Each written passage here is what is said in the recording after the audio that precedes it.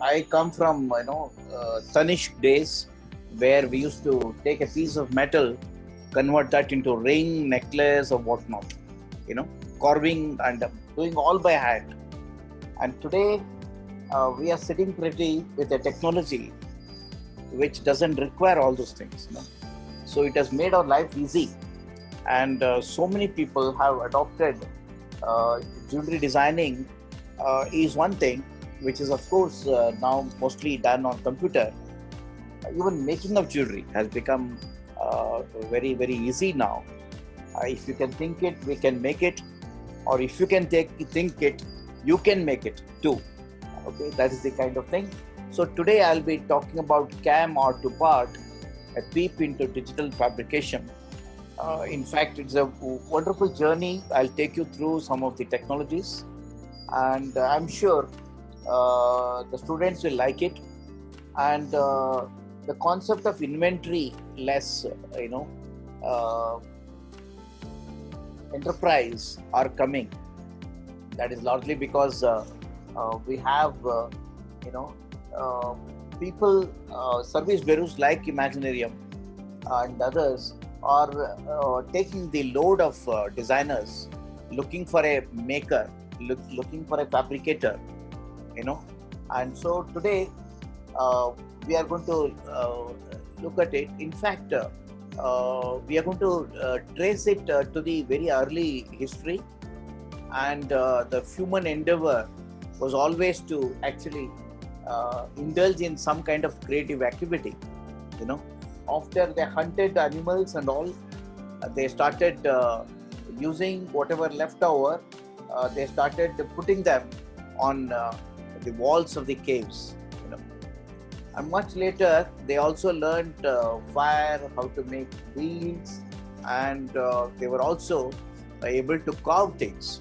They had a great appreciation for the artifacts. They used to make utensils, they used to make artifacts for and toys. And you can see one of these, this is from Harappa and Mohenjo-daro. And they also later on were able to make many artifacts, which we wonder how they did. There is no CAD, there is no CAM, there is no great technology, though there's no engineers and all. They used to do everything by themselves. So these are some of the Bronze Age, artifacts found at the site of Harappa and Mohenjo-daro. So India has a great history like this. And today we all know a pottery can be made by various ways, pinching a clay like this, or making a round and smudging them together, stacking them, and you get a kind of a pot, which they used to use it for everything: storage of water, storage of grains, maybe even storage of their wealth, you know. And that was the case.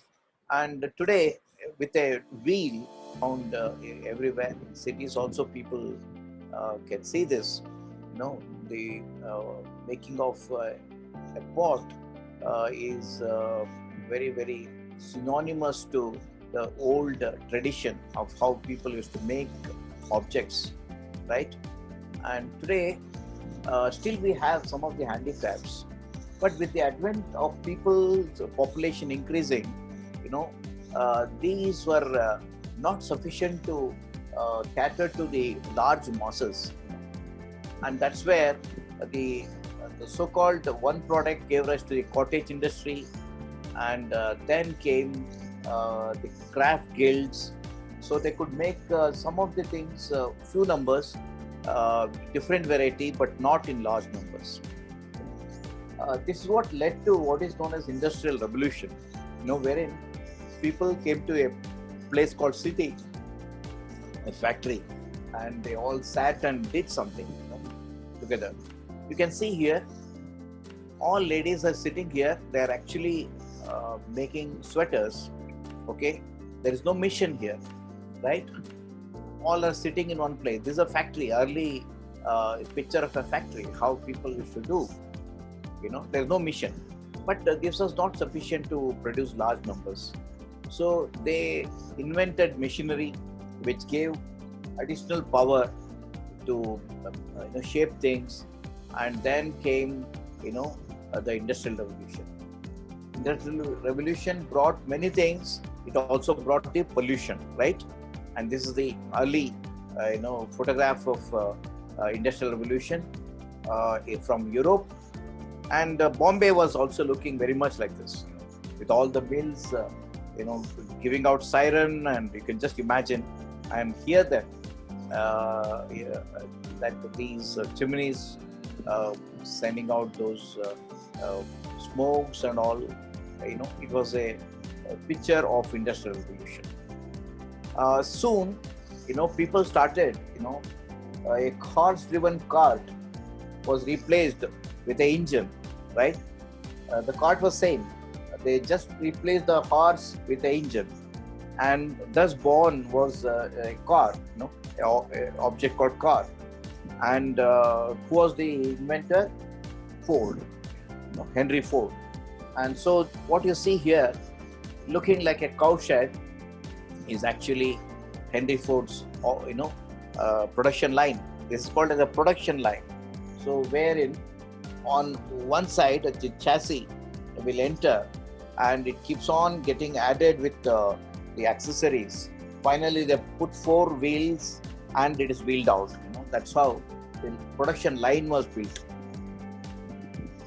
Much later, there were electromagnetics getting discovered, and also the valves, electronics, and transistors.